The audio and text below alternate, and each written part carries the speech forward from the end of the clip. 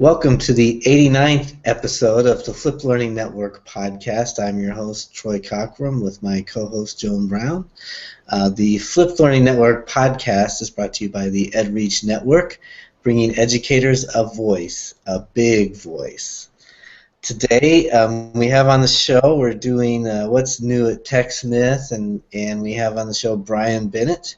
Brian, could you tell us your role in education and then how you came to TechSmith? Yeah, sure. So for anybody watching the video, I'm in low bandwidth mode right now. So, but my background's in teaching. I was a teacher for 4 years. I taught chemistry and biology. And for 3 of those 4, I flipped my classroom. I flipped my instructional process. And I used TechSmith software to do that because I got it at a conference. And it stuck. I liked it a lot. And so I started this relationship with the company, got to know Dave McCollum, who was the education evangelist at the time. And I ended up joining the company in March of 2013, and I am now my official title is the Academic Solutions Engineer. But essentially what I get to do is I get to talk with teachers, and I get to talk with administrators, educators in general, so curriculum coaches, PD coaches, integration specialists, anybody who works in or around a school, about what kinds of things they want to do with digital teaching and learning. Obviously, video is a specialty, but I love talking about how people are using things like Google Docs and Evernote to help students become better communicators, and blogging and podcasting, anything digital I'm interested in hearing about. And on the flip side, internally, I get to take those insights back to our development teams, and I can say these are some of the things that educators in particular are trying to do. And I would like to find a way to help them continue to do that. So that might mean looking at the way we develop a certain product, and trying to influence the way it can be used in an educational setting. So I play 2 roles, and I really enjoy the bridge that I get to make between teachers and software developers. And we had Brian on the show maybe 2 years ago, maybe? Yeah, I think I was episode 2 or 3. Yeah, I know Aaron Solemn beat me. But yeah, we talked a while ago. Yeah, and you were still in the classroom at that point, and we talked a lot about what you did in the classroom. Mm-hmm. But one thing I have liked about, I still follow you on Twitter, and I still see you at conferences and things like that. And even though you work for TechSmith and that's your primary responsibility, you are still coming at things from a teacher perspective.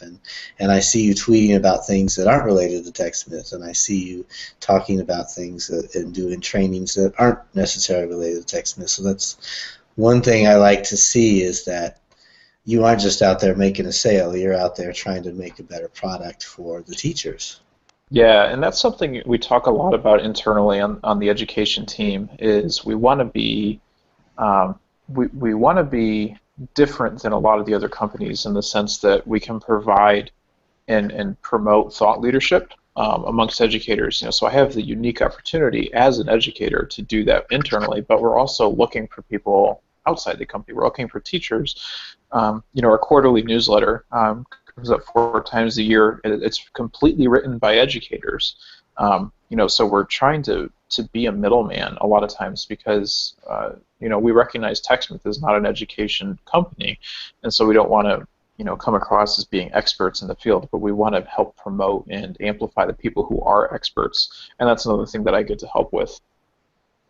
And Brian, I wanted to be sure and bring up the role that you have at TechSmith, because I was lucky enough to be a part of that. I know you go to different conferences and you sit down with teachers and you offer the opportunity for them to speak about the products and to offer changes. Can you tell me a little bit more about these focus groups and how they go and where does the information go? Yeah, so Joan, the one you were part of is kind of unique. In the sense that, so she's talking about Snagit for Chrome, Snagit for Google Chrome, and we knew going into it that we wanted to focus on education as kind of the target group, and that's the first time that TechSmith had really done that, in saying that we are going to really try and nail, helping teachers in particular. And so part of that strategy was putting together focus groups, and we called it an advisory board, and we had maybe 25 or 30 people across the country in different roles in education who got sneak peeks, who got to have hangouts with our development teams, who got to give kind of the exclusive feedback side of things as we developed this tool. And that's started to carry over into some of the other decisions that the company has made as far as development goes, and I'm really glad for that, because it shows again that we're hearing the voices of our users. And again, my focus is on education, and we have people who work with healthcare, with business, with legal, with all kinds of different industries. But yeah, so what Joe was talking about for Snagit, for TechSmith Snagit for Google Chrome, we said we want to do this specifically for teachers because of how many Chromebooks are being purchased, because of the Google Apps for Education wave that's kind of coming through the country right now. And looking at Snagit and Camtasia on the desktop, teachers were coming to us in particular and saying, do you have something for Chrome? We want to record our Chromebooks. And so we were put in this unique situation where you technically could not record your Chromebook. It wasn't possible at the time. But TechSmith is we're recognized in education as a company that listens to teachers. And so we tasked ourselves with not only creating a screen recording app, but one that's going to be the best one on Chrome. So in order to do that, we needed to know what to build. So we had focus groups at the Google Summits. So that project was decided, and then I was told kind of that day, like, hey, you need to be in Virginia next week for this Google Summit. So I bought a plane ticket, and we flew down, and we had a focus group with maybe 10 people in the room, and we asked you guys questions. I don't know if you want to pick up here and talk a little bit about. Well, I did. I expressed a lot of opinions, partially because we're a Google Apps for Education district there in Fairfax County, and I'm thinking, well, it's got to integrate with Drive.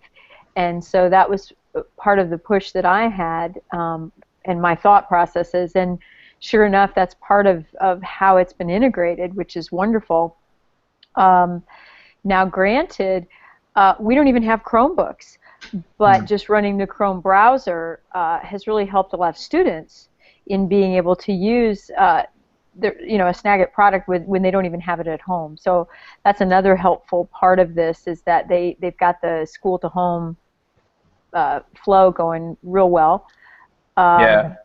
But I did appreciate the fact that you all were listening, and you had a group of teachers that were from a variety of schools teaching a variety of subjects. I mean, we had everyone, elementary all the way up, special ed, and we had some administrators. So it was a diverse group to listen to as well. Yeah, and I think the Chrome stuff was a little bit unique because we didn't know a whole lot about Chrome. Where Google, it's open source. You can download it and start hacking it together however you want.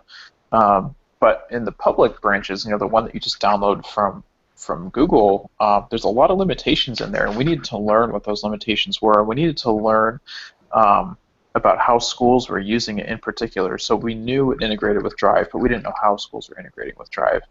And so part of the development process that I was able to play a role in is work with developers to kind of translate back and forth. So if a teacher said, I want, automatic syncing to Google Drive, developers tend to ask questions like, why would you want that? What is it doing? Which is great because I never used to ask those questions myself, and I've learned a lot about the kinds of questions that need to be asked as you're doing a project of this size. Because I came into this like, yeah, it should sync to Drive, it should do this, it should do that, and they're stopping me at every point saying, why? So being able to get answers from potential users so that we can anticipate problems or anticipate different things that people want to do with it, it just helps us make a better product in the long term. So yeah, that was kind of my first foray into working between customers and developers, and it's something I've tried to keep up. So it was a good start, really. So what I'd like to talk about several different products, but first of all, what's new? That's kind of the title of our show. What is new at TechSmith?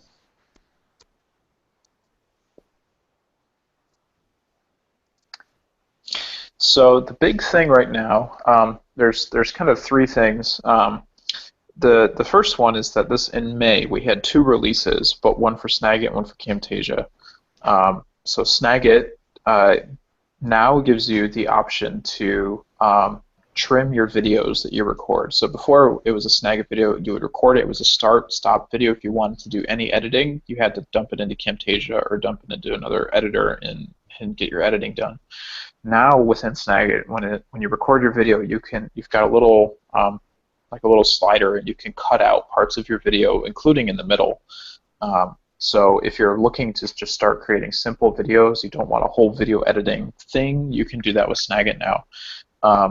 This version of Snagit also goes back to the Jing style screen capture. So you select your area, and then you choose if you want a video or an image.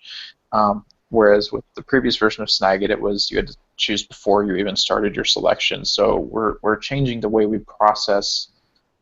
We're changing the way we think about the process. You might start a capture thinking you want an image, and then as you go, you think, oh, a video might be better. So we're trying to smooth that piece over a little bit. So those are the 2 big things with Snagit right now. And then there's some other technical stuff in there that's improves performance and workflow and things like that. With Camtasia, the big news, this is a minor Camtasia release that we've introduced a new recording file format. Which means you can start a recording on a Mac, and then you can take that file and edit it on a PC, and vice versa. So this is good for people who might work on a Mac in school but have a PC at home. So I could record my lessons in school, and then I can edit them when I get home on my PC, no problem whatsoever. So the distinction we need to make, though, is that this is not a project file, so you can't start editing on a PC and then finish editing on a Mac. We're not quite there yet, but this is the first step in that direction. And then the third one I want to mention is called TechSmith Relay, and this is kind of like video for schools. So a big problem we hear about is we have multiple teachers creating videos, but they're all kind of going all over the place. Is there some way we can localize, videos created within our school? So kind of like schools have a private Google Apps account, you can now have your private video host called Relay, where anybody can create content, anybody can upload content, share content. You can overlay quizzes on top of that. We've just added the ability to pull in a YouTube video and kind of have it in your private teacher library.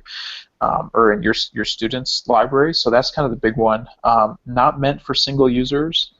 So Troy, I wouldn't give you a Relay account because you're just one guy. But this is more for schools that are looking to be using more video, looking to have students creating content. And all of this works with Snagit and Camtasia as well. So if there's like a core group of people who are doing a lot of video who are in those platforms, it works just fine. But we're trying to answer that question of we've been making videos, now what? Now where do we go with them? Now, is that YouTube integration? Can you pull any YouTube video, or just ones that you are in your channel, or how? Nope, that's any YouTube video. So there's actually a search box when you log into your Relay account. You go to your videos tab, and then you hit YouTube, and if you have the URL, you can do that, or you can do a search from there, and then put that video in, and it pretty much just adds it to your library. But it also allows you to add quizzes on top of that, and that's the big piece, is that if you want to get some kind of analytic out of this, some kind of assessment piece out of it, you could do that within Relay. And Relay also does give you a little bit more control over the viewing analytics. So I can log in, because everybody's logged into this system. Troy, if you were a student of mine, I could look at this particular video, and I could see if you've watched it, and I could see how much of it you've watched. So there's a little bit more control for teachers and administrators to see how much of that content is actually being used by the students. So Brian, is that does each teacher get their own account and every student does? Schools are doing it a lot of different ways, because it's a subscription model. So a school would subscribe to this service. And you can start with just teacher accounts, but you have to have an account for somebody if you want them to watch a video. So for schools that are just dipping their toes in, they're doing it for things like PD, where the teachers get an account, and then the PD coaches are uploading videos on how to use different web tools, how to use the LMS, how to use their student information systems. and so teachers are getting the hang of using a video.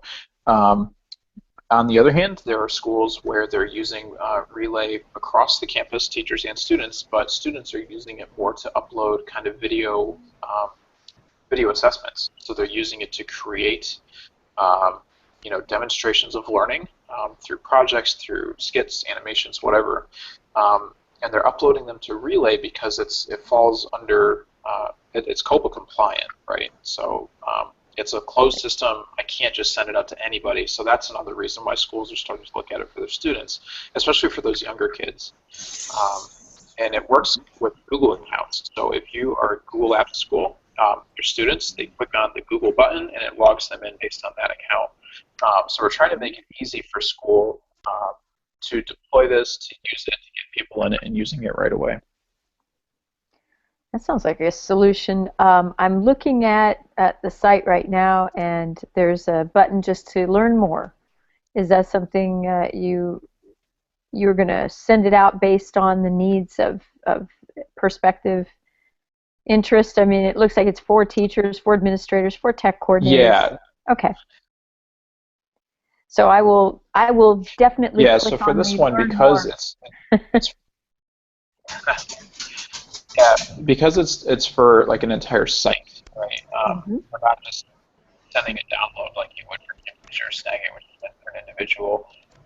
So we do give out some information that if you are interested, we would actually have you talk with one of our salespeople or one of our Relay customer care people at TechSmith to see if it's something that we call it a qualification process, and that's pretty much to help us sort out who's really serious about learning more and who's just clicking the button, to put a check on their sheet. But yeah, go ahead, by all means, take a look at the Learn More.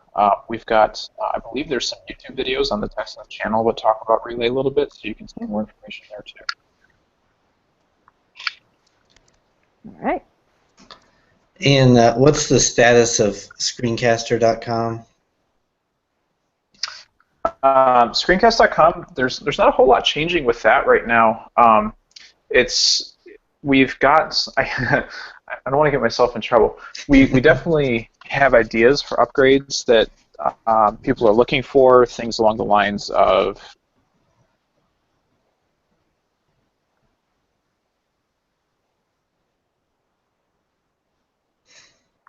Did we lose him? I know he's having a little trouble with the phone.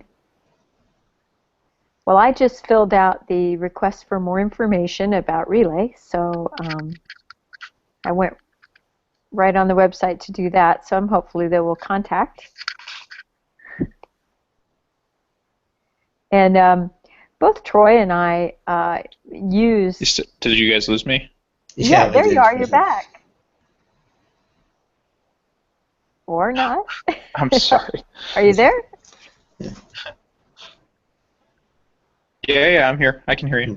Okay. So you got ready to say what things we're looking at, but then we didn't actually hear you say what you were actually looking at. Screencast, yes.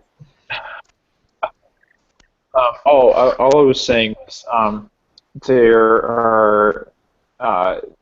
are things we would like to be able to upgrade. For instance, something even as small as like variable speed playback. So can I speed up the video and watch it at like 1.5 or double speed or something like that?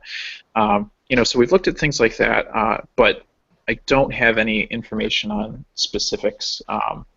Like when things will be implemented. We haven't forgotten about screencast.com. We know there's a lot of potential areas that we could improve. So hopefully in the future we'll see some of those. And Jing is still available as well. Yeah, Jing is still available. Right. The reason we don't talk about Jing a whole lot is because the technology is quickly becoming obsolete. Mm-hmm. So Jing, it creates Flash videos, and Flash back in the early 2000s was great because it was lightweight and small files, easy to store, and they played on computers. But now that we have iPads and mobile devices, Flash doesn't play so well with iPads. And by play so well, I mean they don't play on iPads or iPhones. And honestly, MP4 and HTML5 are becoming the new video standard, and that's not something that we're going to be able to do with Jing. So when people are asking about easy ways to screencast or free ways to try out TechSmith stuff, we've been pushing them towards Snagit for Chrome a little bit more than Jing. We still have a lot of Jing users out there, and there's a lot of people who love it, and I still use it a lot. To be totally honest, it's there hanging out on my computer. But in terms of developing, there's not going to be a whole lot happening with Jing. Okay. What do you think about the future of flipped classroom? Do you think, is this just going to get easier and easier for the teacher?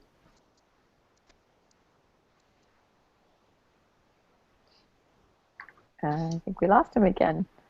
So, I think one thing we talk about at work is, oh no, I'm still here. Yeah. Yes, you are. We do hear you.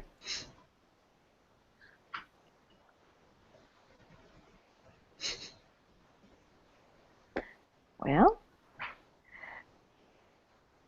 I wanted to say I used Jing way back at the beginning and just loved it, and uploaded everything to Screencast. So I was in that mode way before introduced to Snagit and Camtasia, and of course once I got the Camtasia license, that was just eye-opening, all the features there, and I think every time a teacher starts to use it, they realize this is so easy and it has a lot of features. So that's one thing that makes flipping so much easier, is because it used to be very cumbersome to make a video and to do anything with it at all. And even the thought of screencasting was brand new, 4 or 5 years ago, and that's when I was starting to use it and realizing, wow, this has potential. But again, it was all the getting it from point A to point B, and now it's getting so easy to deliver it almost, and it sounds to me like that's where they're going with Relay, is it's going to be, again, just easier. The quizzing feature, I was in a classroom with Stacy Roshan, and she was using the quizzing feature, and I was thrilled at how well it worked on a phone, because I was going through the quiz, watching the video and going through the quiz on my phone, and it was just smooth and it was easy to use. So that's something to think about if you're in a device zone at a school. Brian, did you get back? Hey, sorry about that. That's all right. I am back. I'm sorry about that. It's all right. So we were asking about the future of flipping. So, yeah. So I don't know if you heard this or not, so I'll repeat it. We talk about the first video hump and how people see videos and they think there's no way I could ever do that. And so we're trying to come up with ways to help alleviate that tension. And so this is things like, and just how we present at a conference or how we lead a training. So one thing I've been doing is I write out new training materials, is give people ideas for tasks that they can do to create a first video that's not necessarily content-based. So for example, I always ask teachers, what's one question you get asked all the time by your students? Like for me, it was, Mr. Bennett, how do I log into my Google Drive account? And it's something that would take me 10 seconds to answer, but when it's 10 seconds times 30 kids times 4 days a week, right, that's a lot of time that adds up. So I made a video, and it wasn't content. It was me simply recording my screen and saying, go to this URL, click on this link, use your username, and log in. That's the same for any computer in the building. And now I could post that as a URL. I could put a QR code up on my board that links to the video. But there's a lot of different ways to distribute that. But what it does is it now saves you that 10 seconds times 30 kids times 4 times a week. And you never have to get frustrated trying to, or having to answer that question over and.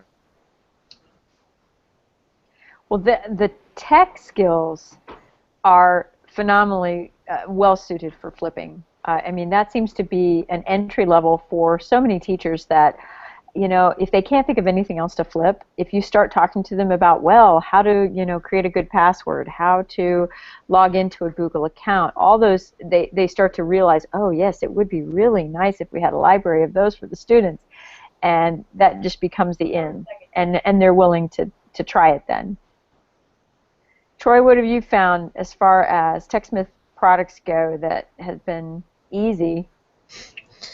Well, I came at it from a different angle, or the different side of it, because I used to be a television producer. So I was used to high-level video editing. Oops, Brian dropped out again. But I was used to high-level video editing, and I could never find a consumer-level video editor that I liked because they were all too oversimplified. And Joan, you have such similar background to mine, so you know there used to be professional, and then they came out with consumer-level video editing and video cameras and things like that. And then they came out with this middle category that they called prosumer, which was a little bit more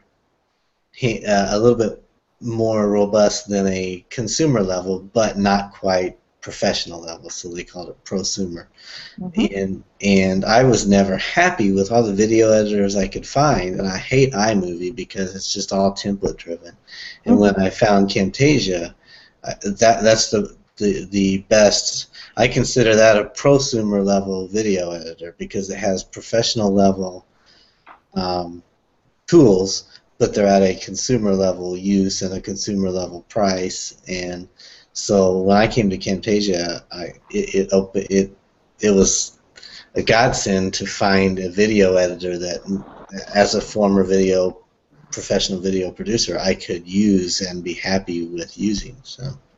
And you'll also find that at that edge of prosumer and actual professional, you've got to have a fairly souped up computer with a pretty high-level processor and video graphics card and all that to run it. And I found that I could put Camtasia on just about any machine and it runs just fine, which is a huge plus for our teachers that they want to be able to use this at home and at school, and we don't always have the top of the line computers for them, so that does help. Hey, I'm back. I'm sorry. Hey, Brian.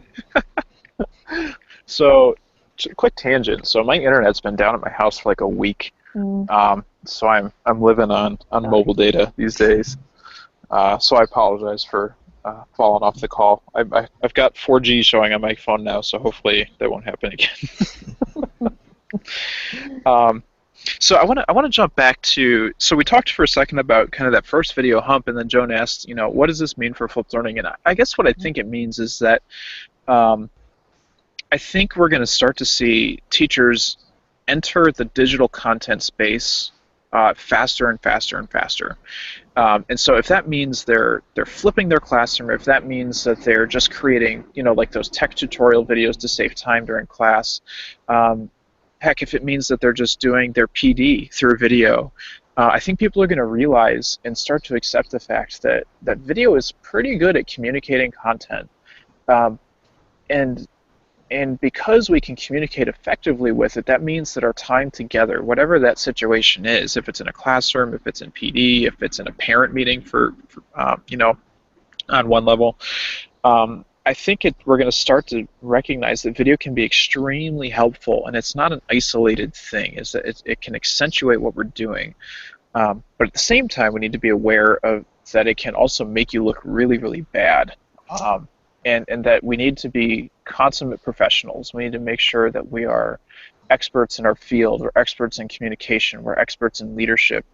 And so I think on another level, in terms of just teaching, I think it's going to raise the level of professionalism amongst teachers as we begin to grow kind of a global audience through video. Now I'm going to go into, this is a segue. And it has to do with how the brain remembers things.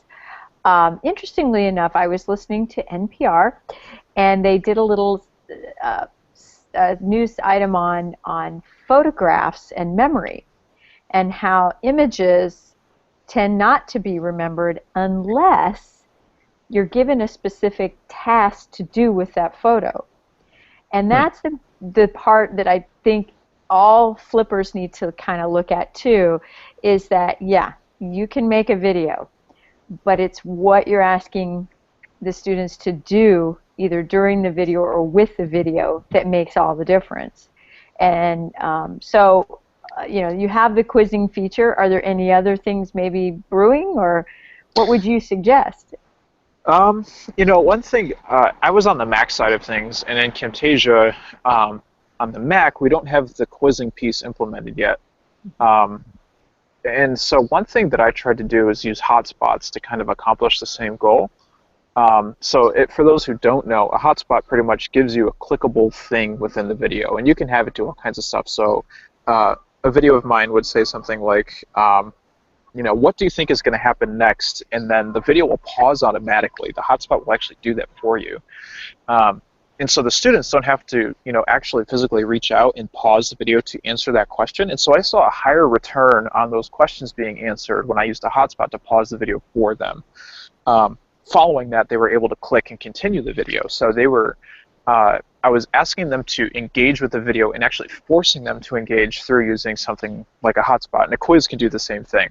And it all comes with just good lesson design. We teachers know that sitting and listening to content for an hour at a time is not the best way to learn, but that's how we all teach, unfortunately. You know, and so good lessons have segues, it has breaks in there, it has focus shifts, it has mental stimulation, you know, all of these things, and you can do the same thing in video, but you have to plan for it. It's so easy to sit down and just record a lesson and say, hey, I'm doing my part. Good teaching practice does not change just because you're throwing it in the digital space. Actually, you know, I want to change that. When you're recording a content video, your teaching best practices do not change.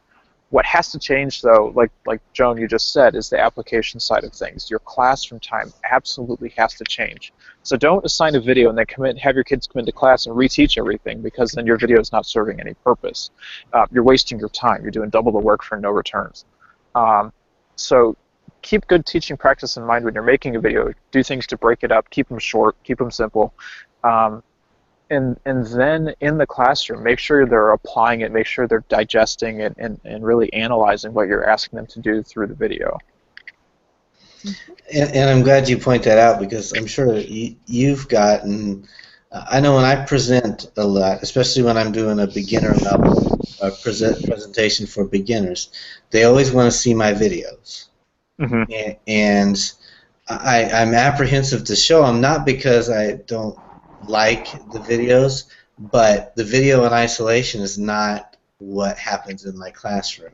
And I'm afraid people watch the video and say, well, that was boring, or that really didn't teach much, or, you know, and they don't get the full learning cycle or the pieces that come together to make the video effective. Yeah, you know, Dan Spencer, I think, has the best approach to that one. So Dan, you know, we all know Dan, but yeah, for those who don't know him, he's like a tech coordinator, instructional support guy up in Michigan, outside Detroit.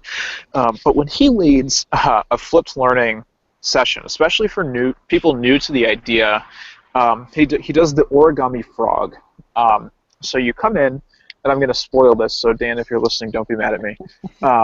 What he does is everybody gets a sheet of origami paper, and then Dan stands up front and he starts working through the process to fold an origami frog. And he kind of reaches this point about 5 steps in where somebody says, wait, slow down. He says, okay, and he waits. And so now, you know, the rest of us are twiddling our thumbs, and then we move on. And he pauses in the middle and he says, okay, what's going on? And people are saying, oh, it's like a normal classroom, you know, I feel like I can't keep up, or I feel like you're going too slow. And that's when he introduces the video, and he says, you can watch one that I've made, or you can just go on YouTube and find one yourself.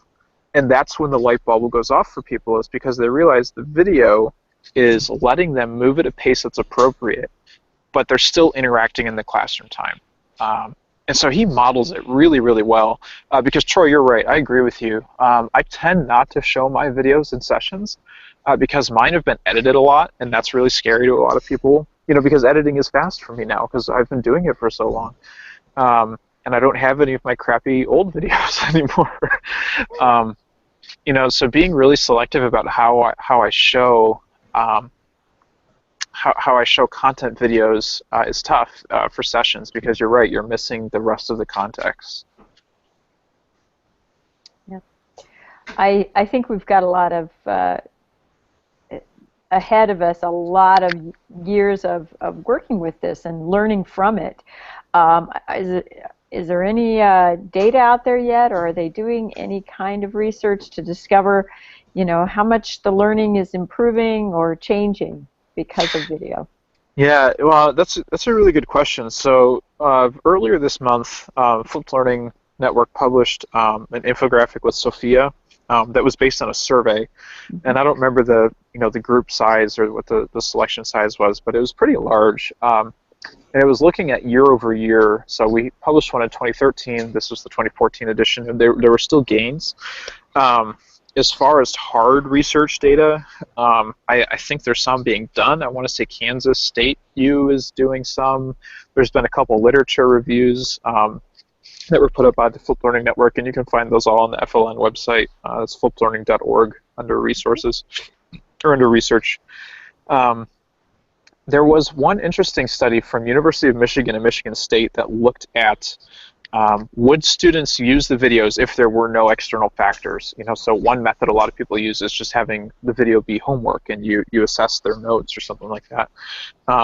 So they took first-year engineering students, and they were given tutorial videos, and they had this. It's all written up in a paper online if you just run the Google search for it. But what they found is that if the videos are helpful, so if they're answering questions for students, if they are seen as worth the time, that students will use them, just because it's another resource. Just like you and I would open up the textbook back when we were in high school to look something up.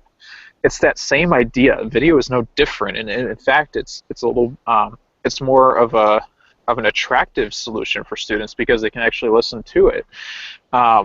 So I think students are already at a place where they're looking for educational content. The benefit of flipped learning is that it's you. It is you providing that content. It's you who understands the context and the pacing and the flow and the sequencing even. And you can accentuate what you're doing in the classroom with this.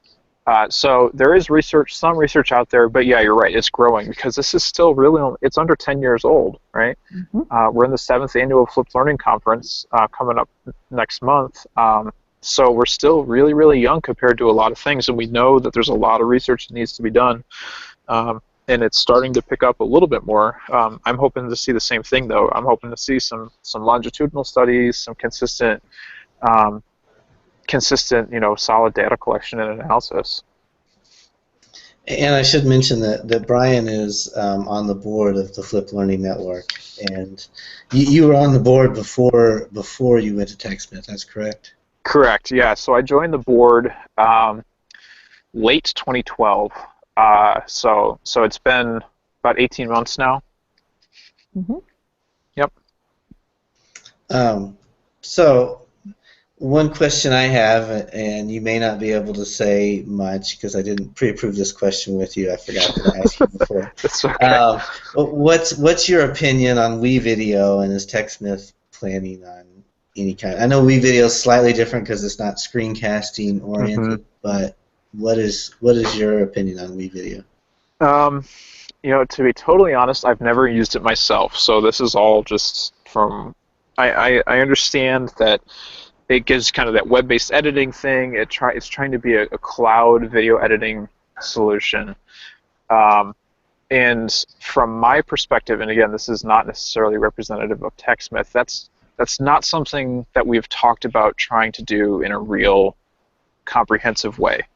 When we were researching Snagit for Chrome, we were looking at WeVideo and how they kind of did things and what it would mean if we had an editor online, and we just decided it's too much. It's not something that most teachers are looking for help with. And based on our research, based on focus groups, they were looking for just a secure, simple way to sync images and short screen videos to Google Drive. And that's what we do, and that's the problem that we've solved. As web technology gets more sophisticated, as HTML evolves, as JavaScript evolves, and the backbone of the web continues to evolve, it might be something that we look into. In the short term, I would say it's not something that TechSmith is going to tackle overtly. How's that for a non Well, and I think you did a good job of distinguishing that they are two different products. Yeah. And I use WeVideo with my students quite a bit because if I tried to get them into Camtasia, there's a lot of kids that would be lost. But then Hmm. when I need some serious video editing done, I go to Camtasia. I don't stay with video. Yeah, it's kind of this weird middle ground that's starting to emerge, and a lot of people want web-based stuff, but they want it to be powerful too. And I don't, and this might just be a kind of a geeky thing that I've learned, but you can't have both yet. It's just not an easy way. There's just no easy way to do that. So when honestly, what we looked at WeVideo the most was their pricing structure. TechSmith is a corporation. There has to be money involved in some level, and so we are still trying to figure out, what does it mean to be developing for Chrome and on the web, and can that make revenue for the company? And this is something that I've struggled with. I still identify as an educator, and so my gut is like, oh no, it should be free. But now that I work with developers, now that I work with a software engineer who spends hours and hours and hours problem solving and coding and trying things that don't work, so going back and starting again, I've really had to reconsider what I think about paying for apps now. Because I know the people behind it. I can name the developers. So looking at things like WeVideo that schools are paying for and trying to figure out how can TechSmith kind of walk that line from being appropriate to fitting educators' needs and still making money so we can continue to do that. Well, and I think I've always kind of wondered how TechSmith makes money because they're very generous. At least they've always been very generous to me with products and trying things out. And I know you go to conferences, and I'm guessing they still do. Do they give free copies away at lots of different conferences? I mean, they used to. I don't know if they still do, but. Yeah, it depends on the session. There's definitely people across the country, and I was one of these people. Troy, you're one. But we've got we call them mavens, TechSmith mavens, just who are advocates for us, and so that's kind of our way to say thank you in continuing to make sure that you're happy because you talk about the software we don't ask you to. So that's something that you do that helps the company out. So we'll throw you a bone. And actually, it's a funny thing because they gave me free software too, but I just realized that I'm still paying for a Screencast Pro account. Like my debit card just got charged for another year's subscription, and I was like, oh man, that's a bummer. But yeah, it's great. And again, the teacher and me talking, it was always awesome to get free stuff because resources were limited. I paid a lot out of my own pocket. I know you guys probably pay out of your own pockets a lot every year. So when TechSmith came up to me, periodically and said, hey, we've got a new version coming out, here's a license, go ahead and keep using it. That was really great, and that's something that we like to try and do just because you guys talk about it in schools, at conferences, asking for nothing from us, so it's kind of the way we say thank you to people who are using and sharing. Well, and I've always got the feeling that a lot of companies have profit in mind. Their sole goal is profit, which I understand that's what a company does. But you go to these conferences, you go to like ISTE and you walk through the exhibit hall, and they're all, not all of them, but a lot of companies are there because they're trying to make a profit. And TechSmith seems like they're there because they want to help educators, and profit is their second goal.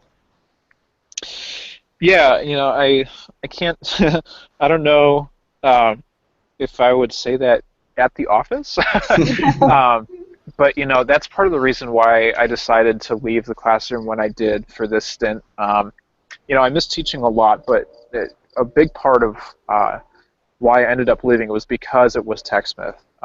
Yeah, and I agree 100%. When I was an educator, I felt like they really cared about me and what I was doing and trying to do. And so now that I'm on the other side of the fence, I try and keep that in mind and think through, I was in those shoes. I still identify with those shoes, and so I want to be able to continue to keep that that standard. Hey, Brian, if there's a teacher listening that has not tried out any products, TechSmith does a nice job of putting some videos online. Can you kind of tell us what's out there now, and what would a teacher be looking at if they were just getting started? Yeah, so that's a really good question. So we've actually, this is something that's new-ish. So we give all of our software out for free trials. So you can hop on the TechSmith website, click on Snag It, and click on Download a Free Trial, and you can use it for free. We don't watermark it. We don't gray out functions. It's a full-fledged copy of Snag It, and then it just it'll turn off after the trial period is ended. But the other thing we do is we pay attention to the email address that you give us when you download the trial. So when you go on, it'll say, enter your email address to download this, but that's so that we can send you a follow-up email that says, thank you for trying this out. But then within that, we also have a video that says, here are some ways you can start to use it. So when you download Snag It, you get an education-focused Snag It start video. So and I made the Mac series for this. We've got Mac and PC differentiated, but I also did all of the Camtasia videos. So same thing, hop online, TechSmiths.com, download a free trial of Camtasia, and when you put in your .edu or .in, your k12.in.us or jump, you're in Virginia, right? Yes. .va.k12, whatever, those crazy DOE email addresses. Mm-hmm. We pay attention to those, and you'll get an education-focused Camtasia trial video that says, thank you for downloading Camtasia. Here are 4 different ways you can start to use it. We'll give you a couple days, and then you get another one that says, hey, have you tried it out yet? Here's another way you can try and use Camtasia to help you in your classroom. And I made all the Camtasia videos, so you'll hear my voice. Nice. And if you already have it, go and download the trial. You get the emails. But yeah, and then also on the website, we have a huge tutorial library. So under, I think it's under Help. I don't remember where the tutorials are on the thing, but there's tutorials for all of our software: Camtasia, Snag It, Jing, anything you could want to know about. There's written stuff, there's video, and then there are dozens, and not even dozens, there are hundreds of videos on YouTube walking through. And not just made by us, they're made by users. Really fantastic people who know what they're doing, making help videos.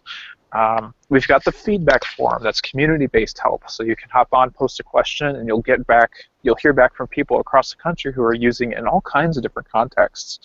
So we have a lot of different ways for you to get started. And then the last thing I'm going to plug is the Learning Lounge newsletter. So this is an education-focused newsletter. It comes out 4 times a year, spring, summer, fall, winter. And the main content is written by educators. So we'll invite people to do a guest blog post on how they're using software. It doesn't even have to be TechSmith related. We just want to know what's going on in education. But then at the bottom, we'll post links, we'll post interesting articles, we'll post new videos, other things TechSmith related, just in little blurbs, so you can keep an eye on what's going on with those. And you can see past newsletters on the TechSmith website as well. So we're really trying to make sure that when people download the software, they're immediately able to do something productive, to see how it can start to impact them in their teaching and in their classroom. This is great. I was looking at one that really intrigued me: how to create great-looking email responses. I'm looking forward to that one. Yeah, and then the TechSmith blogs even. There's a link on the website for those too. But on the blogs, we've got an education section. So lately, we had a couple Teacher Appreciation Week things going on. We talk about conferences. But we also, this is kind of cool too. We now have a developers corner. So if you kind of want to know what goes on inside of our development offices, you can check out, posts written by developers, and sometimes they're really techy, but they're just interesting to hear their voices and how they look at the software as well. So yeah, a lot of ways to engage and connect. I should probably know, but I haven't checked for a while. What's the status of ScreenChomp? ScreenChomp is I'm trying to. We are looking at it. It is going to get. It will have some improvements done, but ScreenChomp is it was that first experiment into mobile, and we learned a lot from it. but we are looking to improve our mobile experience. So stay tuned for that one. Okay. There's actually a blog post on it. If you go to the blog, so you can see it there. It's written by a guy named Jeremy. Okay. I'll have to look that up. Because I think, I mean, when I want my students to make content videos, for me, it's easiest just to hand them an iPad and say, go in to explain everything. And I'd love to be able to say, go into ScreenChomp, but it just wasn't quite what I needed. Yeah, we've learned a lot. You know, our Coaches Eye team, they've learned a ton about how to be effective on mobile. And we've kind of seen that the evolving of the iPad whiteboard app. And so I will say this summer we will be teasing out some new ideas. I believe it's slated not for official release, but if you are at ISTE and you swing by the booth, you might get lucky, and you could see some cool stuff coming up. We'll also be at the Flipped Learning Conference the week before ISTE, so if you're there in Pennsylvania, you might get lucky. But we're looking at how to really be effective on the iPad. So ScreenChomp is very simplistic, right? You know, you get 3 pens, an eraser, and a white space. You can import some pictures, but we're really trying to round out the mobile offering to be something a little bit more effective in creating kind of that robust content, but not be so difficult that you have to be an expert to pick it up. So yeah, stay tuned. Coming weeks. And just when you're at the Flipped Learning Conference or if you're at ISTE, make sure you tell them that you heard Brian talking about it on the podcast, and then maybe that'll increase your chances of getting it. Yeah. And I'll be at both of those. So at FlipCon, we've got a full-day workshop scheduled the day before. If you're on the fence about going, definitely sign up. It's an extra cost, but if you're interested in flipping, if you're interested in making videos, you'll get a full-day hands-on with flipped teachers. So all the presenters, we've invited them to come a day early and help out at these workshops, but there will also be 7 people from TechSmith there to help as well. So if you wanted to meet people who work on the education team, we'll have a dedicated room. So if you get totally stuck, please stop by and we can help you. We'll have somebody, a guy named Nate Gray from our tech support team. He will be there to answer all the super technical questions. So we're really shooting to have a big presence at FlipCon this year, and then at ISTE, you know, we'll have the booth. We have a redesigned booth this year, so there's a lot of cool stuff coming up this summer. And I like how I mean, I know 1 year, was it 2 years ago, maybe, or 3? They did the workshop at the end of the conference, and the feedback they got was people wish they would have had it at the beginning because they wanted to get that part, learn how to make the videos out of the way so they could go to sessions that were different than just learning how to make videos, and they were stressing out the whole time, how do I make the videos, and then they got it at the end, so then they moved it to the beginning to give people that introduction before the conference. So you know, and I'm coordinating the training this year, and I mentioned this earlier, but if you sign up, if you have signed up, but if you go ahead and do that, you'll get a document from me that's all task-based. So your first one of the lessons in there is you know, recording a welcome to school video using Camtasia. Really simple, nothing too major. But essentially you could pick which program you want to use, and then just complete the task. And we're kind of flipping it in the sense that you are responsible for getting the technical help that you need from the TechSmith website, from our tutorial videos.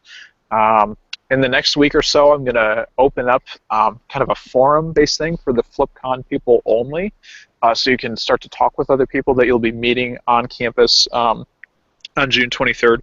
So we're really trying to make sure that there's a good community around completing tasks this year rather than just software training. That's good teaching. That's always the goal, right? Right. So that's, again, the FlipCon is June 23rd through the 25th. we've had a couple of presenters on the last couple of weeks trying to plug it, because it's a great environment for anybody that's any level of flipping. Yeah, for sure. You know, I went. My first one was FlipCon 2 back in 2010. And yeah, it's been so. I think it's one of the most consistent conferences in terms of the people that come back every year. You know, Troy, we met at FlipCon 3 with Steve Kelly and Zach Cresswell, and they still come back every year. April Gudenrath's been there every year. Kristen Daniels and Dan Spencer, you know, all these kind of core people who I know were like the leadership now, which is really weird to think about. But it's been so great to meet people in one year and see them back the next year and back the next year. And so there's kind of this rolling kind of cohort system that almost develops. And so it's so great, and it's like a big reunion every summer. So I'm looking forward to it this year. There's a virtual version too. Yes, for all of us that are unable to attend. Yeah, so because of Snowmageddon and the polar vortex and all the crazy weather stuff going on, a lot of schools on the East Coast in particular are going through the conference this year. So there is a virtual conference. It's $100. You get all of the featured sessions. You get all of the keynotes streamed live. And you get access 6 months later to all of those sessions again. And you can participate fully on Twitter. You know, there's a lot of ways to get involved in the virtual community.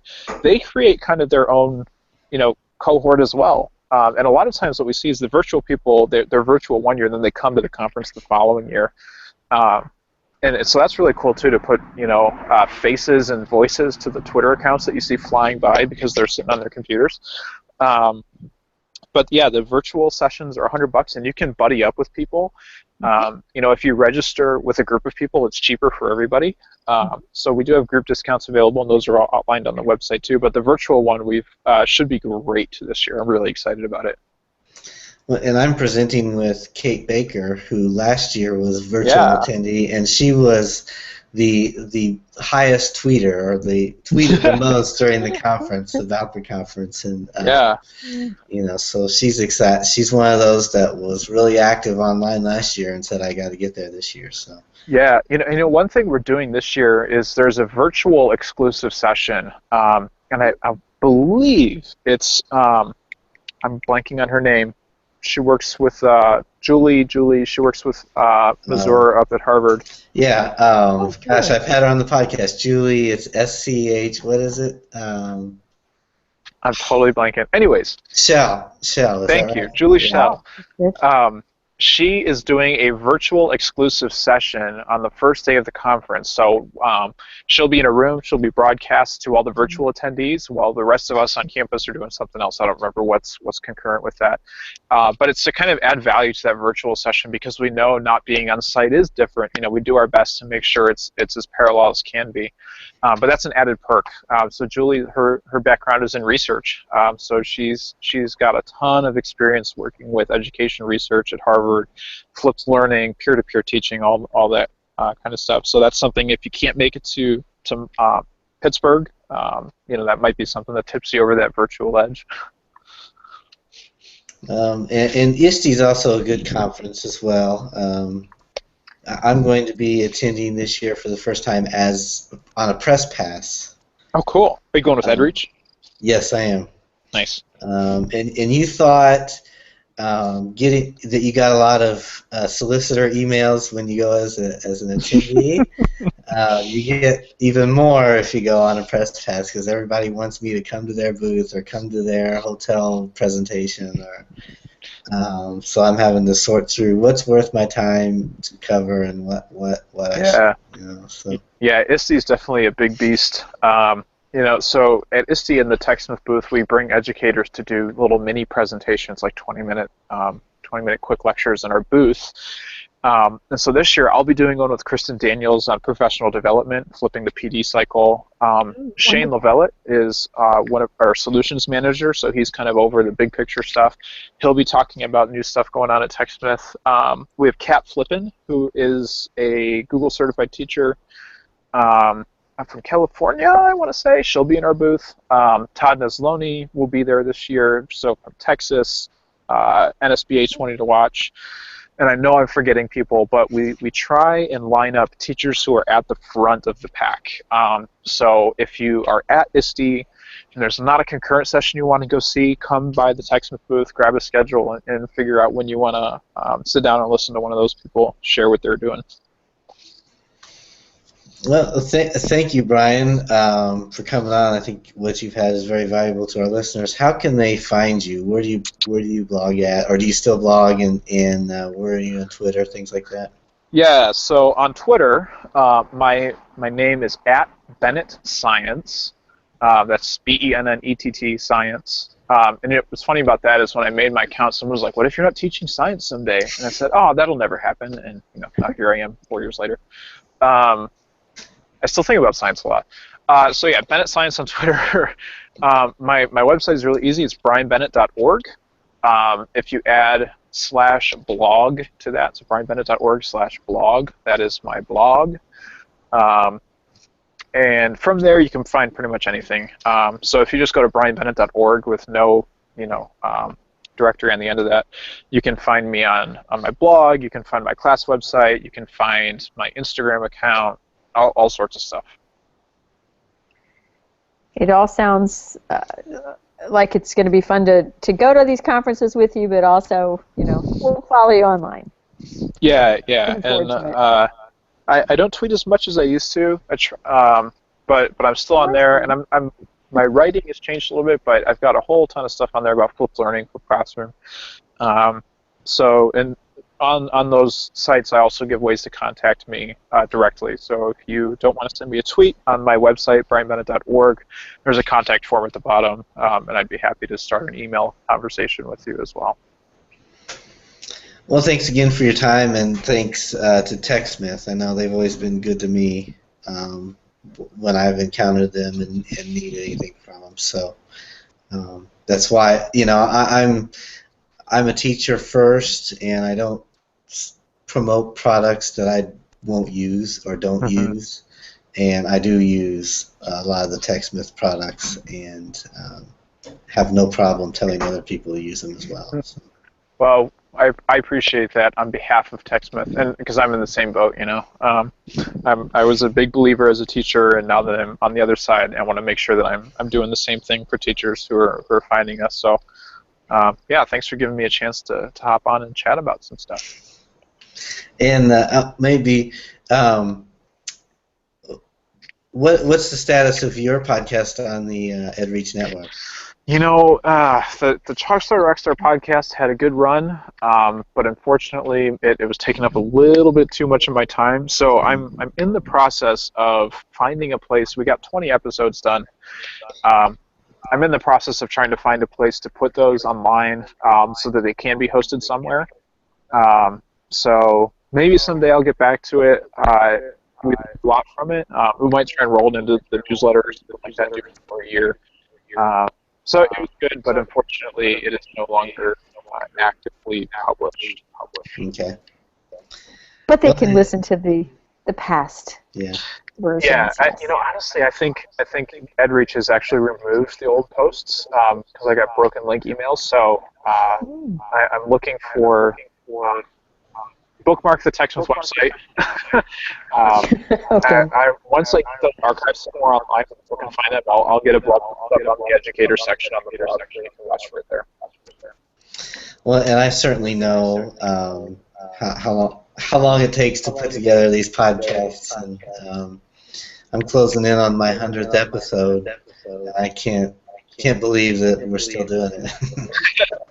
Yeah, it's been great to see some of these shows develop. So it's great that you guys are going strong.